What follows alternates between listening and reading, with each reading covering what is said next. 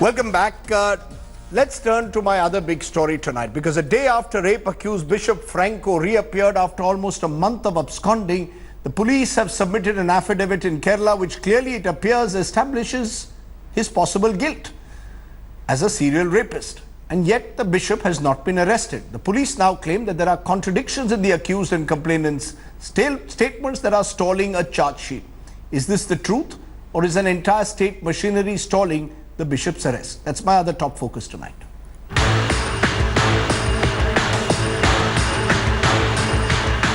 Damning statements made by the Kerala police. In their own affidavit submitted before the Kerala High Court, the investigating officer spoke of how the accused Bishop Franco committed rape and unnatural offences repeatedly, a crime committed by abusing his dominance and authority over the nun. All of this known and admitted by the police more than a month ago. But it's only now that a summon for questioning has been issued to him. He will be quizzed for the second time on September 19th. But activists are asking, why no arrest yet? നമ്മുടെ കേസിൽ കുറേ contradictions ഉണ്ട്. Victim, complainant, പിന്നെ ഈ accused, witnesses എല്ലാവരുടെ സ്റ്റേറ്റ്മെൻറ്റിൽ കുറേ contradictions ഉണ്ട്. എന്താണ് കോൺട്രാഡിക്ഷൻസ് അതെല്ലാം മനസ്സിലാക്കിയിട്ടുണ്ടത്. അത് എങ്ങനെ വെരിഫിക്കേഷൻ ചെയ്തിട്ട് ഐറൺ ഔട്ട് ചെയ്യണം അതെല്ലാം मुलवन डिसाइड ചെയ്തിട്ടുണ്ട്. हम ये मांग कर रहे हैं कि बिशप फ्रैंको मुलक्कल जो है, जो दोषी हैं, उन्हें गिरफ्तार किया जाए और सख्त सजा दी जाए, यही मांग कर रहे हैं. And in the midst of protests, the attacks on the nun continue unabated. The latest to join the victim-shaming bandwagon is the Diocese of Jalandhar. So the question remains, why did the police drag its feet on the probe? Despite the investigating officer speaking of the bishop's guilt more than a month ago. At whose instructions was the go slow done? And finally, when will the bishop be arrested given the gravity of the charges? With Gopi and Shalini, Bureau Report, India Today. Let's then raise some big questions tonight again. Is the church open to greater scrutiny or not? Should the Vatican now step in to ensure justice in this case? Has the rape case hurt the church's image? Is the church guilty of shielding the rape suspect bishop, as some are accusing? Our continuing focus on this case, Father Rudolf Heredia, sociologist and of the Indian Social Institute, joining us, someone who's studied extensively the church and its functioning. Also joining me, AJ Phillips, senior journalist, and also works with a magazine that is funded by a particular sect of the church. Flavia Agnes, lawyer and human rights activist, is with us. And Asha Joseph is a filmmaker who's made a movie on the exploitations of nuns in Kerala. I appreciate all of you joining us. First to you, Father Heredia, what's your sense from this case? Is it that the church now clearly finds itself in a corner? Is this the tip of the iceberg, because the church has not opened itself up to greater public scrutiny? Let's admit it, that the church has dragged its feet for a long time on this, and the most classic case in the public domain now are the bishops of Chile. Finally, the Pope himself had to step in and put in a drastic solution. What were they accused of, if I may ask? See, they were accused of neglecting to report and to remedy and take seriously charges of sexual abuse made against priests. They dragged their feet on it. By and large, they were kind of pussyfooting and protecting the victimizer rather than the victim. Now, this added up to a huge scandal, and the victims had nowhere to go. So finally, the Pope himself, who was in the beginning kind of convinced that the accusations were not really genuine, changed his mind when he went there himself and met some of them, and he has apologized and he has turned it around, and he's asked all those bishops for their resignation, and some of them he has accepted because he will have to reconstruct that whole hierarchy. Now, that was something drastic. I don't know whether this will happen with the Indian church. But do you think the time has come to at least open the church, or the entire manner in which the church functions, to greater scrutiny? See, no one is surely above the God. No, so see, this Pope has surely urged that this be done. that cases of sexual abuse be reported to the secular authority already now. It wasn't the practice before. This has changed. And this is something which is resisted by what I'm calling clerical culture. And this is a very difficult thing to get through. You know, you can order your judiciary to do something, but if the culture doesn't change, it's not going to work. You can order your police to do something, but if the culture of the police hasn't changed, it's not going to work. So Pope Francis has realized that clericalism is really the disease of the church. That is, I'll try to say a few words on that, you know. Yes. See, clericalism is like a boys' club, you know. You protect yourself, you look out for each other, you support each other, you keep one another's secrets, etc., regardless of what is happening to the people outside this club. You're making a very, very important point. It's almost as if you're suggesting that the church became a bit of a boys' club. And there has been that sense in this case, that they've been protecting each other. Well, I'm not saying a boys' club, I'm saying it's like a boys' club. Like a boys' club, but protecting each other. The idea of protecting your own, and therefore, Mr. Philip, maybe the nuns are absolutely right in taking this to the Pope. They want to escalate this. Do you believe that the nuns therefore are justified in escalating their protest? Yeah, in this particular case, I have a different opinion. Yes. The opinion is that this particular person, the nun concerned, was appointed the superior general of a congregation, and she was the first superior general of the congregation, and she was there for about 6 years in Jalandhar. And this bishop was also living in Jalandhar at that time as a priest. He was at that time a priest. Later on he became a bishop, and this particular nun was transferred. She was, you can say, she was the chief editor of Yes. Kaberi. She was the chief editor of the organization. Now she was transferred to Kerala as a reporter. And she goes there, and then she makes a complaint. She says that, she was repeatedly raped. There are 13 times. eyewitnesses, Mr. Philip. There are eyewitnesses who are backing what this lady is saying. You also somewhere seem to suggest that she is trumping up the charges. Absolutely. In this You are particular... claiming that she is trumping up the charges Yes, as serious as as rape.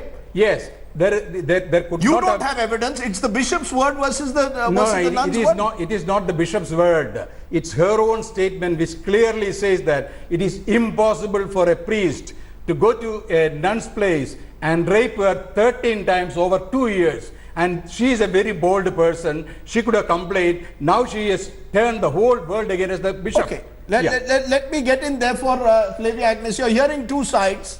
But well, you're certainly hearing Mr. Philip saying that the woman has to answer the question. Does this trouble you? Here is a woman who has filed a serious charge of rape. Now we have questions being raised whether she has ulterior motives.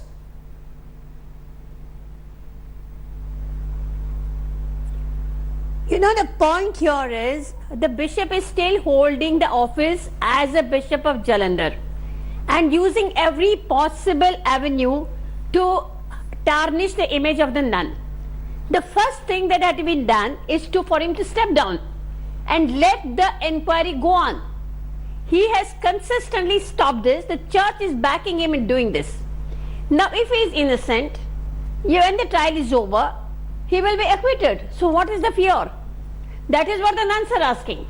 The nuns are asking, let the justice system take its own course. And if she is telling lies, that will come up in the investigation. If she is telling the truth, that will also come out in the investigation. The issue here is not only 376, it is also 377. It is unnatural sex. Medical examination has been done of the nun. And that has proved that she has been sexually violated under the offense of 377, unnatural sex. Okay. So here, according to her, is a clinching evidence that this abuse has actually happened. And if she says it happened without my consent, then it has happened without her consent. So How you're can saying. anyone else say yes, it was with consent? So you're But saying. more important point here. The bishop and the priest are under the oath of celibacy. Nobody is questioning him, even if it is consensual. Why did he have sex with a nun, go to her institution, sleep there overnight, and according to the nun's letter written to the nuncio, that it has not only happened with her, it's happening with other nuns as well. And other nuns have come out and said it has happened to them. Let me So therefore. what is the answer for this? Let me therefore, yes, no, I'll get Mr. Philip to respond to that, but let's get Miss Joseph in, because you've done films on what you say is abuse of nuns, an issue which has been swept under the carpet at times. Many are saying, though the charges are not proven, it's an accusation, the church should wait for the investigation before stepping in. What do you say to these two sides of this very divided, polarized issue now? Church should definitely wait, but there had been a lot of facts which have come up, and the nuns sitting at the side of the road for justice itself is a big evidence that there has been very clear violation of rights. That's precisely it, Mr. Philip. Nobody's going to, look at the level. You are today questioning a woman who has, in a sense, sacrificed her entire credibility on this issue, gone public. How many people will go public and say someone has raped me 13 times, has filed an affidavit, has got eyewitnesses, and today you say it's only because of an administrative matter that she wants. No, that's what effectively you're saying. No, what I am saying is, for instance, that she is carrying out some vendetta against the bishop. Yes, absolutely. It is very, very clear from her own statement, from her own letters. It is very, very clear that she is vindictive. She is taking revenge. And I can also tell you that just now, so you would trust the bishop more than a nun? No, I am not trusting anybody. I have to use my logic also. One has to use the logic also. I don't trust, the bishop. I have to use the logic. How can a person who was transferred on punishment, she has a problem with the bishop, and how can that bishop go to Kerala 13 times and rape her? And now my friend has just now argued that medical examination has proven that unnatural sex also happened. The last sexual incident happened in 2016. And when did this medical examination happen? 2 years later. How can in 2 years' time medical examination prove that an unnatural sex was committed on her? It is absolute nonsense. We can debate the two sides of the story.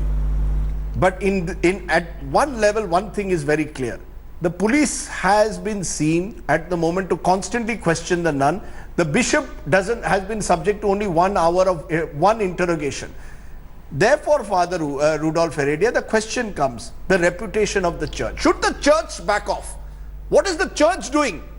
Saying that, defending the bishop. Surely the church must allow the law to take its own course. In Kathua, when people come out on the streets to defend the alleged rapists, it becomes a big issue. Why should the church be getting involved in the first instance? Why can't the police, the law machinery be allowed in this country to function independently? See, I'm not aware of all the details. Sure. But I'm not aware that the church is defending the bishop. I am not aware. No bishop has made a public statement in favor of this bishop as far as I know. There are ministers, there are MLAs today who are engaging in victim shaming. The church itself doesn't seem to be very keen to be backing the nuns. Some of them are writing, suggesting that the nuns are exceeding their brief. So this has happened, but no official of the church that I am aware of has backed this bishop. Other people have spoken. But what about the reputation of the church? What do you feel is the way ahead? As you said, if there is this clerical culture that is there, like a boys' culture, what's the way forward? So the point is, once it's policy of the church that these things should be investigated and judged in a secular court, this should be followed. Now, there may be powers here and there that are hindering this process, and that is unfortunate. But I'm not aware that the church officially has got involved in this. No, my producer just told me there have been several official statements coming from the church, effectively defending the bishop. Well, he should bring this out in public, and if the Vatican gets hold of this, it will be unfortunate. See, one thing is following due process. Okay, people who are coming to conclusions ahead of time is not fair. Follow due process, because oftentimes, what turns out at the end of the investigation is very different. Sure. So let us go through this process and see. In the meantime, everybody, I think, should look at the larger issues involved. How do these things happen?